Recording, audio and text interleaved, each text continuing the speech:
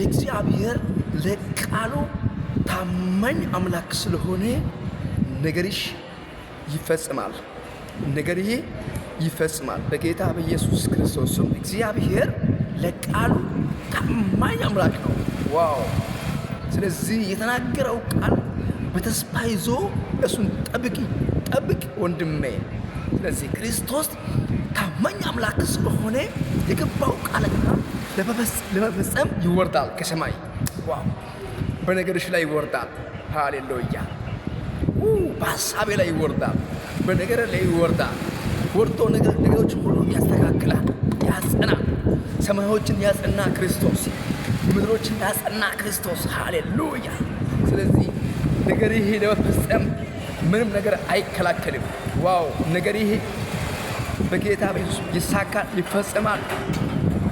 ምክንያቱ ቃሉ ታማኝ ስለሆነ፣ ቃሉ ኢየሱስ ስለሆነ ነገሮች ሁሉ በቃሉ ምክንያት ይጸና ይሆናሉ። አሜን። በጌታ በኢየሱስ ክርስቶስም ተባረኩት በዚህ ቃል።